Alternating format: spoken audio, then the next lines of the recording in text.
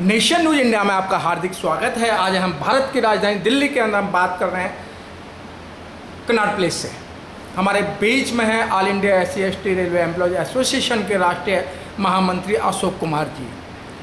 आइए आज हम बात कर रहे हैं कि जो आरक्षण के जनक, आरक्षण के मसीहा और दलितों के मसीहा कह दें, कोई कोताही नहीं होगी। सर, आपका नेशन न्यूज़ इंडिया में आपका हार्दिक स्वागत है। धन्यवाद। सर, आज आरक्षण का मसीहा कहा जाता है छत्रपति साहू जी महाराज जी को। सर, आप उनका जन्मदिन है, उस उपलक्ष्य में आप क्या कहना चाहेंगे? देखिए, सबसे पहले तो मैं छत्रपति साहू जी महाराज जी के जन्मदिन पर अपने all India SC/ST railway employ association परिवार की ओर से आप सभी को हार्दिक शुभकामनाएं पेश करता हूँ। और क्योंकि all India SC/ST railway employ association एक ऐसा संगठन है जिसमें अनुसूचित जाति जनजाति के कर्मचारी अधिकारी वर्ग के लोग काम करते हैं और उनकी भावनाएं कहीं न कहीं आरक्षण से जुड़ी हुई भावनाएं हैं। और छत्रपति साहू जी महाराज एक ऐसे पहले मराठा शासक हुए हैं जिन्होंने जाति विहीन समाज की स्थापना करने की नींव डालने का प्रयास किया, जिन्होंने जो समाज में जो जाति के आधार पर भेदभाव किया जाता था उसको दूर करने का प्रयास किया, और जिन्होंने उस समय जब इस देश में ऐसा माना जाता था कि किसी भी दलित या छूत के मंदिर में जाने से या उनके संपर्क में आने से उनका धर्म भ्रष्ट हो जाएगा, मतलब ऐसी स्थिति में साहू जी महाराज ने एक बहुत बड़ा प्रयास किया कि जो वंचित समाज के लोग थे, जो अछूत और दलित समाज के लोग थे, उन लोगों को 1902 में एक आरक्षण का प्रावधान उन्होंने अपनी सरकार में किया था। और लगभग 50% आरक्षण उन्होंने अनुसूचित जाति जनजाति और पिछड़े वर्ग के लोगों को देने का एक बहुत बड़ा काम किया, जिसकी आधार जो आज हमें संवैधानिक अधिकार मिला हुआ है आरक्षण का, जो बाबा साहब डॉक्टर भीमराव अम्बेडकर ने बड़ी कड़ी मेहनत के साथ में इन दलितों की, वंचितों की आवाज़ जब लंदन में जाकर के गोलमेज कॉन्फ्रेंस में अंग्रेज़ों के सामने रखी, और जब अंग्रेज़ों ने ये स्वीकार कर लिया कि वास्तव में इस देश के तमाम असंख्य जो जनसंख्या है उस पर इस तरीके का अमानवीय व्यवहार हो रहा है, इस अमानवीय व्यवहार को देखते हुए जो सेपरेट इलेक्टोरेट की बात की,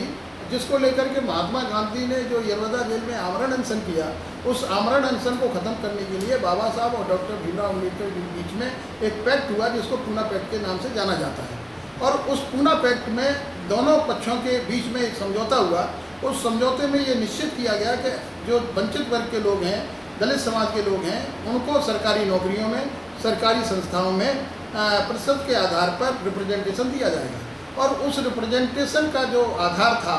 या जो रिप्रेजेंटेशन के आधार पर अनुसूचित जाति जनजाति के लोगों को आरक्षण मिला, उसकी कहीं ना कहीं नींव जो छत्रपति साहू जी महाराज ने रखी थी 1902 में, और आगे चल कर के 1920 में छत्रपति साहू जी महाराज ने दलित छात्रों के लिए एक हॉस्टल का भी निर्माण करवाया था अपनी सरकार के अंदर। और उन्होंने लोगों को बताने का प्रयास किया कि मेरे शासनकाल में जो जाति व्यवस्था है वो चलेगी नहीं। क्योंकि एक उदाहरण मैं उस समय का उनको देना चाहूँगा। एक उनके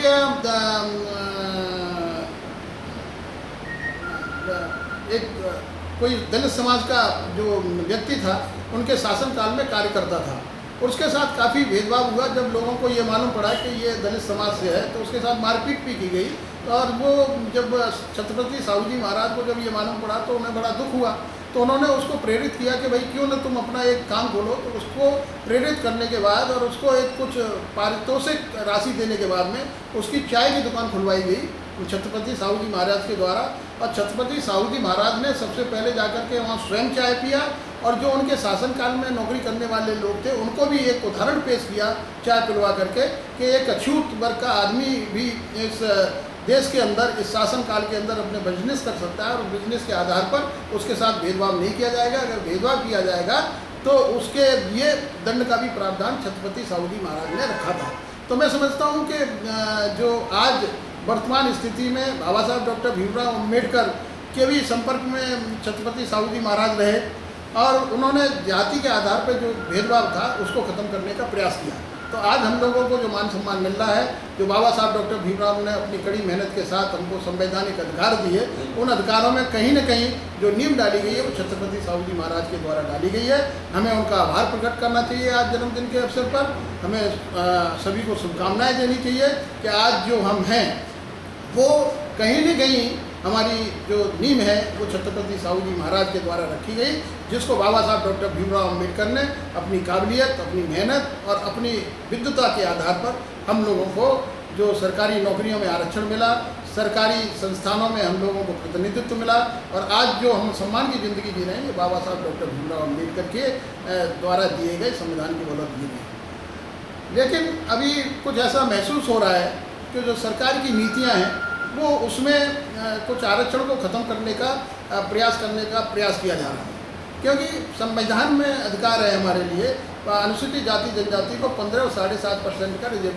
रिप्रेजेंटेशन दिया जाएगा जहाँ भी सरकारी संपत्तियाँ होंगी। लेकिन आज वर्तमान में देखा जा रहा है कि जितनी भी सरकारी संपत्तियाँ हैं उनको बेचने का प्रयास किया जा रहा है, या जितने भी सरकारी संस्थान हैं उनको निजीकरण के हाथ में देने का प्रयास किया जा रहा है। जैसे मैं रेल का ही उदाहरण लूँ तो रेलवे में अधिकतर काम जो है, जैसे जो सबसे निचले पायदान पे काम करने वाला कर्मचारी था वो अनुसूचित जाति जनजाति वर्ग का सफाई कर्मचारी, जिसका पूरा वर्ग जो आउटसोर्सेस करके निजीकरण में दे दिया गया, आउटसोर्सेस कर दिया गया, और आउटसोर्सेस के आधार पर अनुसूचित जाति जनजाति का जो 15 और 7.5% का आरक्षण का प्रावधान था वो लगभग समाप्तशाही हो गया। तो जहाँ जहाँ प्राइवेटाइजेशन या जहाँ जहाँ निजीकरण की व्यवस्था होगी वहाँ ऑटोमेटिकली आरक्षण को ख़त्म करने का एक, मैं कहता हूँ कि एक ये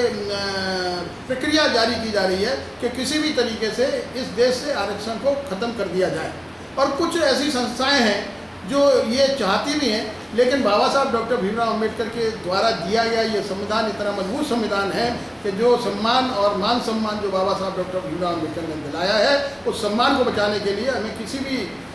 मतलब क्षेत्र में अगर कोई आंदोलन करने की भी आवश्यकता पड़ेगी तो हम इस आरक्षण को बचाने के लिए आंदोलन करेंगे। जैसे अभी देखा होगा आपने कि भारत सरकार ने एक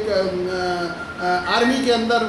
एक प्रक्रिया चालू की अग्निवीर अग्निपथ की। हमें इससे कोई ऐतराज़ नहीं है, ये करना चाहिए, लेकिन किसी भी क्षेत्र में या किसी भी संस्थान में 4 वर्ष के लिए भर्ती किया जाना, उससे कोई बहुत बड़ा स्किल या 4 साल में तो लोग ट्रेनिंग लेने के बाद में इस प्रक्रिया में आते हैं कि किस तरीके से मैं संस्थान को लाभ पहुंचा करके संस्थान को मैं फ़ायदा मतलब बड़ा क्षेत्र में ले जाऊंगा। और 4 साल के अंदर हम लोग नौकरी पाने के, और उसमें भी आरक्षण का या रिप्रेजेंटेशन का कोई प्रावधान नहीं है। तो मैं समझता हूँ कि अग्निवीरों के लिए जो भारत सरकार ने नियम लागू किया है वो कहीं ना कहीं मतलब जो हमारे युवा वर्ग के कर्मचारी हैं, अनुसूचित जाति जनजाति के लोग हैं, कहीं ना कहीं उससे आहत हुए हैं, प्रभावित हुए हैं, क्योंकि 4 साल के लिए जो नौकरियां दिया जाएगी उसमें कोई इस तरीके का प्रावधान नहीं है कि 4 साल में अनुसूचित जाति जनजाति को भी 15% या 7.5% का आरक्षण दिया जाएगा, जो बाबा साहब डॉक्टर भीमराव अम्बेडकर का रिप्रेजेंटेशन की मांग थी पूना पैक्ट के आधार पर। वो कहीं ना कहीं हमारी भावना आहत हो रही है। तो मैं समझता हूँ कि आज साहू जी महाराज को सच्ची श्रद्धांजलि तभी होगी और बाबा साहब डॉक्टर भीमराव अम्बेडकर के सम्मान में हम तभी मतलब कुछ कह पाएंगे कि जब जितने भी हमारे अनुसूचित जाति जनजाति के कर्मचारी अधिकारी वर्ग के लोग हैं वो इस तरीके के जो बनाए हुए नियम हैं उनका कहीं किसी न किसी स्तर पर मतलब अफसोस जाहिर करें कि भाई बाबा साहब डॉक्टर भीमराव अम्बेडकर ने जो हमें आरक्षण का प्रावधान दिया या जो सरकारी नौकरियों में आरक्षण मिला, तो सरकारी नौकरियां बरकरार रहनी चाहिए, सरकारी नौकरियों में भर्ती निकलनी चाहिए। भर्ती निकलेगी तो अनुसूचित जाति जनजाति के 15-7.5% लोग भर्ती होंगे। और जो अनुसूचित जाति जनजाति के अंदर जिन लोगों ने ये सोच रखा है, मैं समझता हूँ कि रेलवे एक बहुत बड़ा संस्थान था। रेलवे एक ऐसा प्रेस्टिजियस ऑर्गेनाइजेशन है सरकार का, जहाँ पर जब बच्चा 10वीं पास करता है तो उसके दिमाग में ये आता है कि रेलवे के अंदर एक मतलब एक ऐसी क्वालिफिकेशन 10वीं पास आदमी भी रेल के अंदर जा सकता है और रेल की सेवा कर सकता है। तो आज जो रेलवे में जो प्राइवेटाइजेशन हो रहा है, तो मैं अपनी all India SC/ST railway employee association से मांग करूँगा कि निजीकरण की व्यवस्था तत्काल प्रभाव से बंद की जाए, निगमीकरण की व्यवस्था तत्काल प्रभाव से बंद की जाए, और जो सरकारी नौकरियां हैं वो जो हमारे खाली पड़े हुए पद हैं उनको अनुसूचित जाति जनजाति का जो बैकलॉग पड़ा हुआ है उसको भरा जाए। और यही सच्ची श्रद्धांजलि होगी छत्रपति साहू जी महाराज को कि हम उनके चलते बताए हुए रास्ते पर चलें। बाबा साहब डॉक्टर भीमराव अम्बेडकर के बताए हुए मार्ग पर चलने का प्रयास करें और अपने देश को मजबूत करने के लिए हम इस तरीके की व्यवस्था में कदम रखें जिससे कि हमारा समाज भी मजबूत हो, हमारा वर्ग भी मजबूत हो, हमारे कर्मचारी संगठन मजबूत हों और बाबा साहब डॉक्टर भीमराव अम्बेडकर को हम क्या नाम है सच्चा मतलब श्रद्धांजलि तभी दे पाएंगे जब हम इन सारी चीज़ों को लेकर के एक छत्र के नीचे आएंगे, एक अम्ब्रेला के नीचे आएंगे और इन सब तमाम चीज़ों का हम विरोध करेंगे जो आज मतलब आरक्षण पर प्रहार करते हैं। सर बहुत बहुत धन्यवाद सर। Thank you.